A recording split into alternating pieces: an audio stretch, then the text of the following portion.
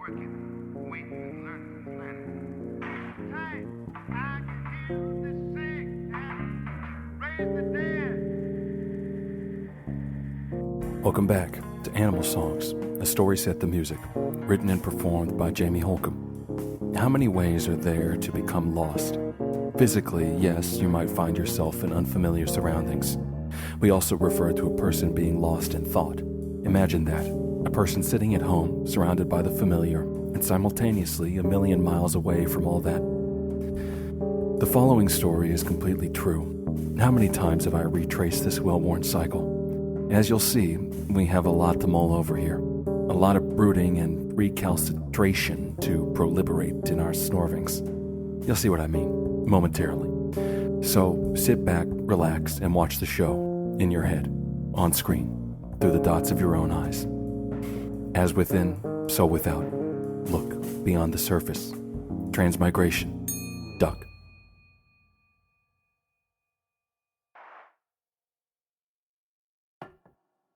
Boston is a strange place.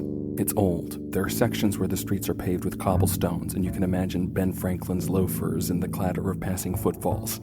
There are horse-drawn carriages beneath the parked BMWs. Then you'll turn the corner and be surrounded by glass towers. A luminescent fruit promises the latest sleek machinery. An escalator leads to a marble food court.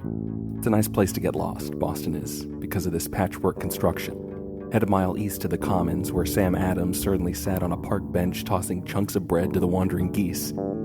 Stroll the winding paths between the beds of posies, daffodils, and round red ranunculus. Lay on a soft, gently sloping knoll and watch the clouds change shape above the antique high-rises of the theater district.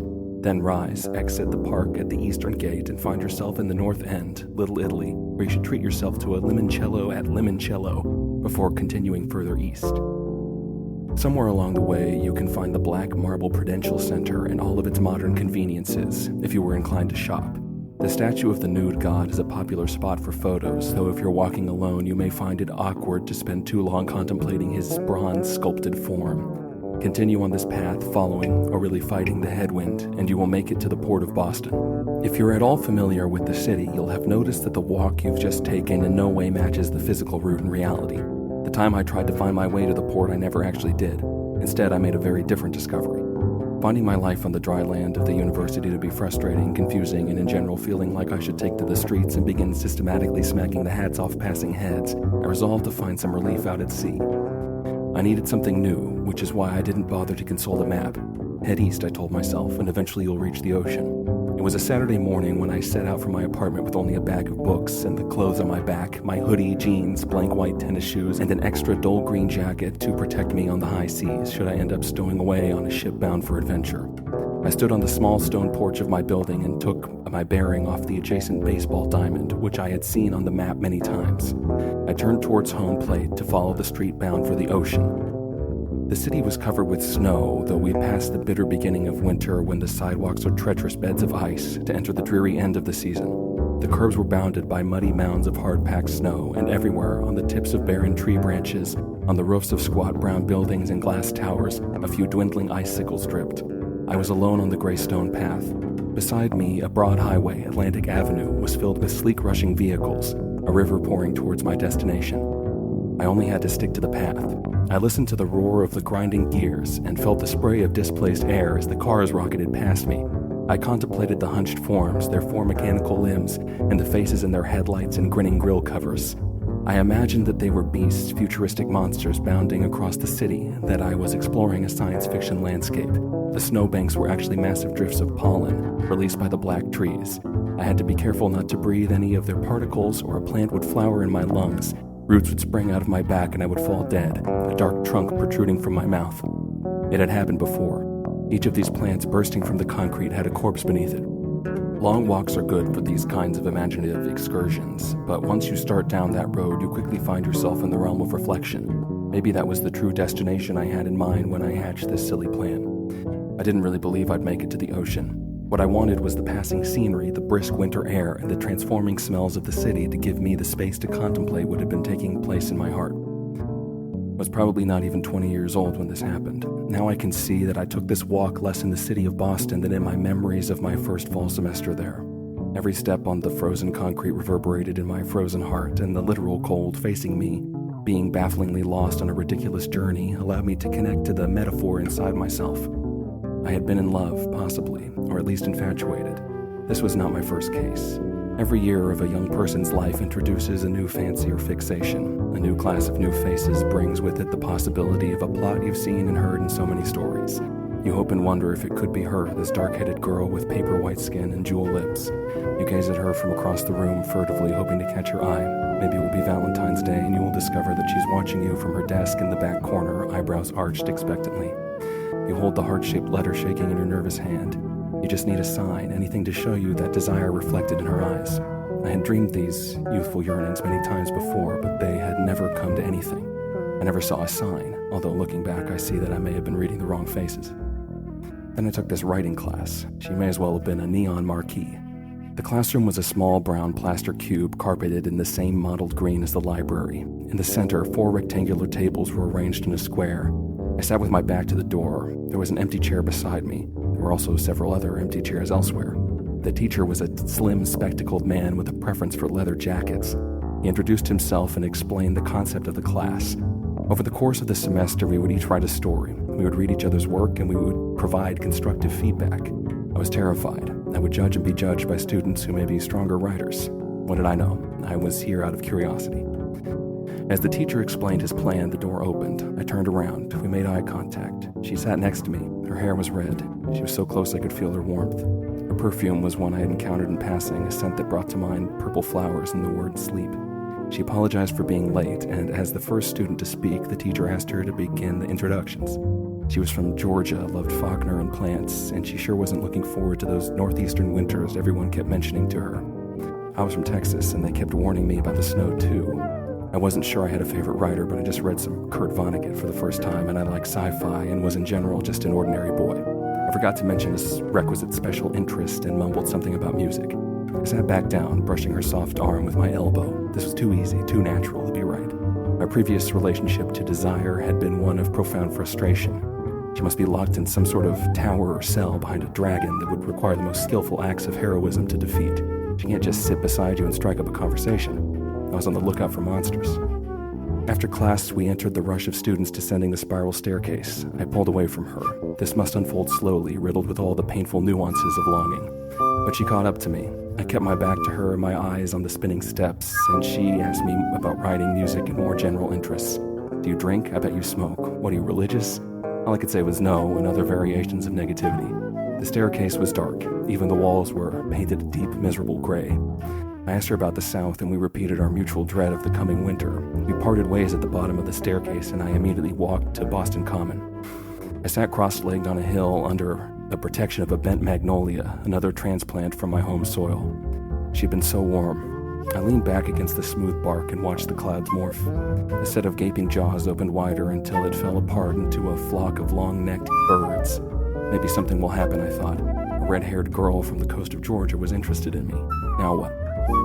We repeated our staircase routine many times. She sat next to me in class, and I did my best to communicate with her despite my embarrassment in the room of silent spectators.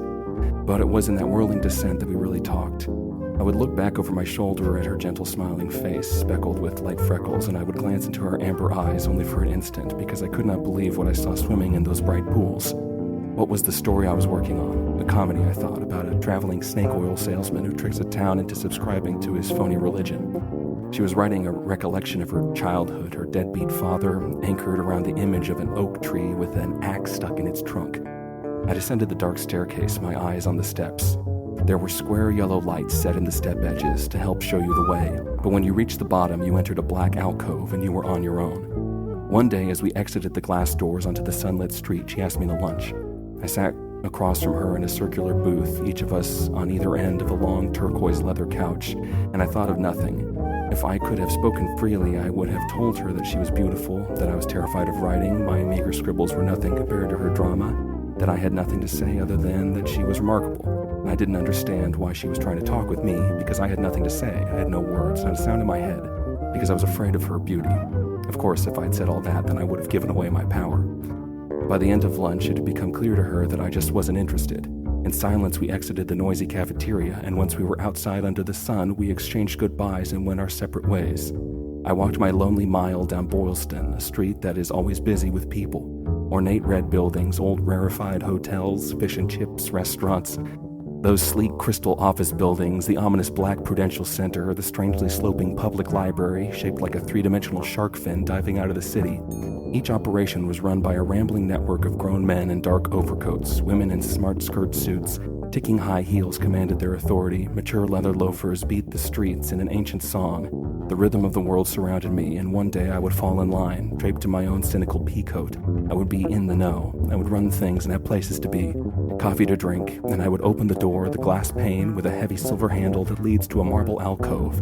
I would pull it open and tip my hat to the ticking heels, and I would look from those sharp shoes, my eyes tracing up the smart red skirt suit to the sophisticated, expensively set hairdo, and I'd say, and she'd laugh or roll her eyes, and I'd grin, and we'd enter the office, the living routine that sustained these obscure golems that surrounded men and had loomed over boys and girls like us forever.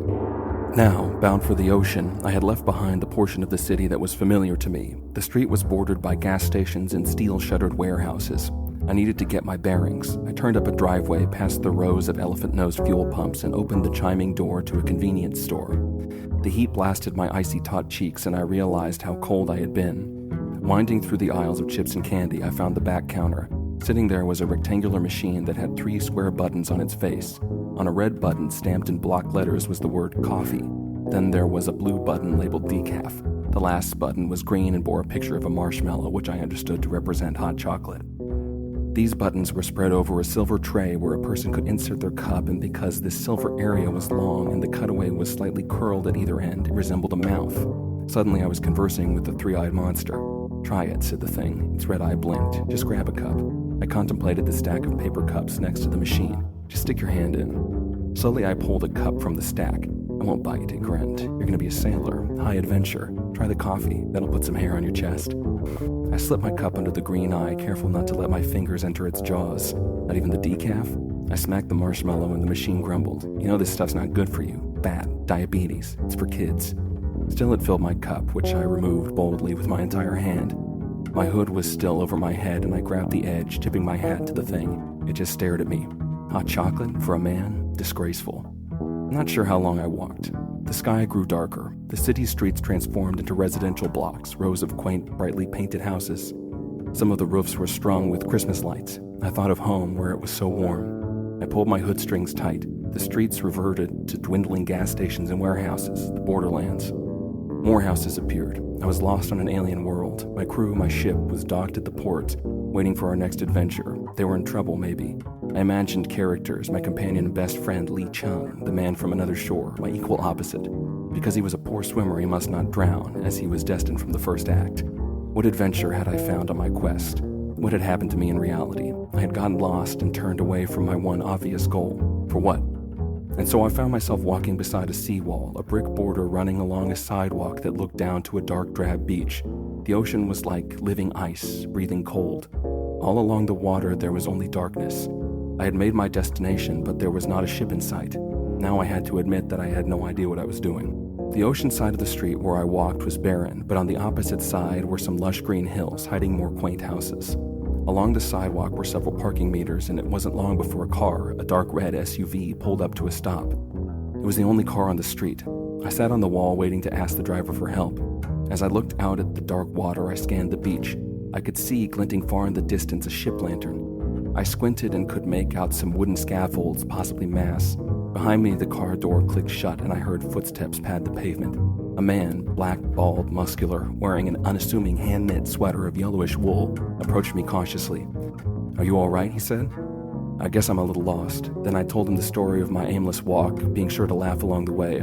"I was trying to get over there, I think," pointed down the beach. He smiled kindly. I had left the city of Boston, and he had no idea how to get to the docks from here. But there's a subway stop about a mile that way. He pointed parallel to the beach in the same direction as the distant port. "I came all this way, I might as well enjoy it." I thanked him and then felt along the wall to discover a staircase down to the sand. Out here you could see every one of the stars. The whole world was black space. The ocean was a mysterious body, bunting the beach like an incredible house cat. I listened to her purring. In my mind, the sand could be anything. She could be too. What had I wanted? The class had gone on in an ordinary way. My story had not been as funny as I'd hoped, and it had offended some students of various faiths. Her story was, I don't remember now, an axe stuck in a tree. The last time I saw her, she came to my apartment. She invited me to a party. As we waited on the subway platform, she'd pulled a bottle of brown liquid from her purse. She'd been dressed in a stylish brown trench coat. We rode the train, and I pretended we were racing the neighboring track. When we arrived at the apartment, the door opened and people cheered and welcomed her inside. I stood on the threshold. You have not been brought here pointlessly. Everyone was friendly and excited. I apologized sincerely, but I had to go. And I can't even imagine what she must have thought. That night I walked home because the trains had stopped running. I walked along the track. I knew that would bring me home. Meanwhile, weeks later now, I was alone on the beach trying to find the station. The trains would start again in the morning. Until then, I was on an adventure. As I fumbled my way through the cold blackness, urged by the repetitive yawn of the lapping waves, my mind drifted back through all those one-time infatuations from my earlier life. Each face was like a candle in my heart. Some still burned, and they stung me with their jagged flames or chilled me with the sight of their ashen wicks. I remembered being alone. She had been right there. Why couldn't I just... Do you know what love is? That question may be a little too pointed for our purpose, but it turns out to have a longer, more confusing answer than you might think. If you believe the answer lies in a dictionary definition, then maybe you're lucky. Otherwise, welcome to the long, winding path. It's paved with gold, surely, but along the way, on either side, stand so many shiny buildings. There's a coffee shop where they do have caramel apple cider and steaming milk chocolate. Are you hungry, or are you just cold? Naturally, beautiful as our glittering sidewalk may be, you're curious about what's beyond these structures.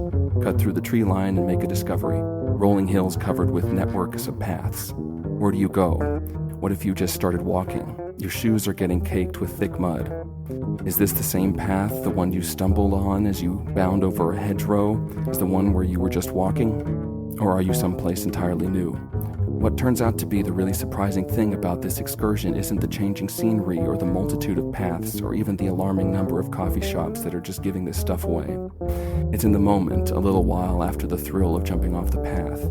At first you're giggling because, as you can tell by the thickness of the overgrowth, you're really probably not supposed to be over here. It's incredibly exciting to break the tree line and discover just how many different directions you could travel.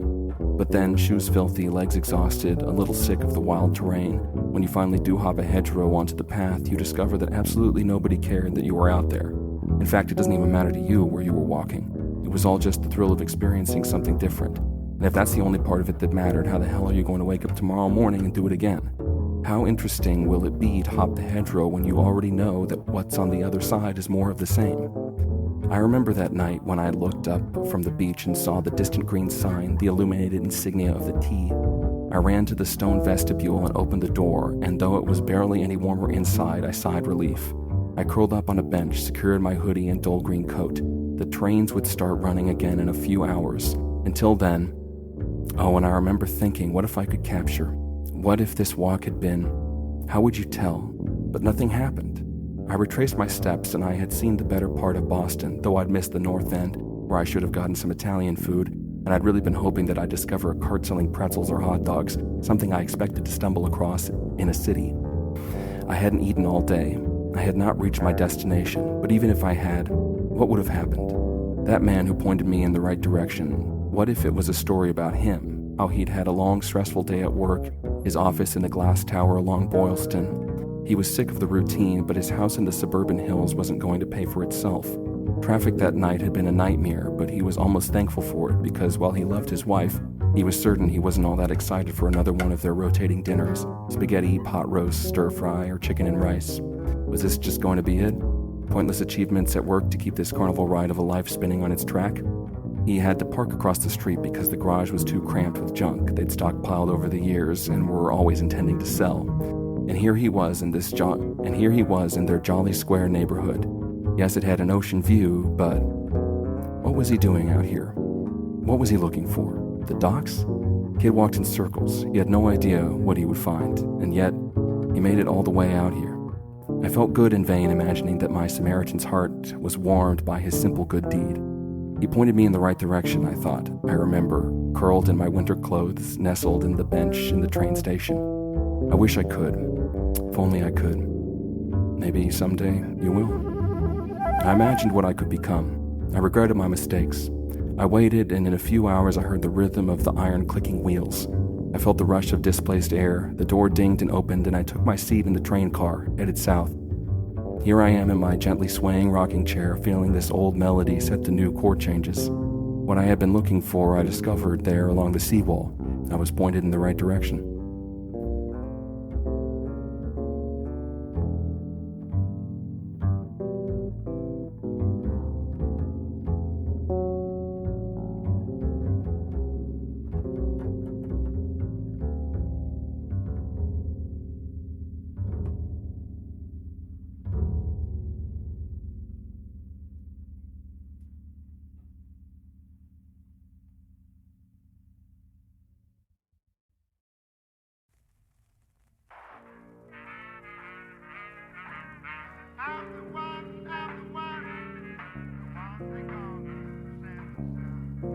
This has been Animal Songs, written and performed by Jamie Holcomb, produced by Supermoon. Find us on TikTok, YouTube, or at our website, gosupermoon.com.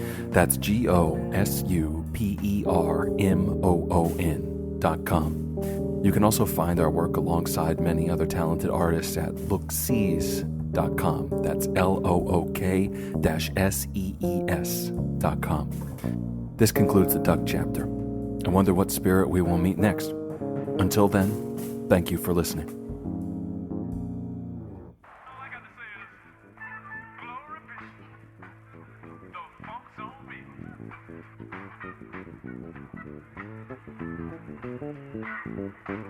me.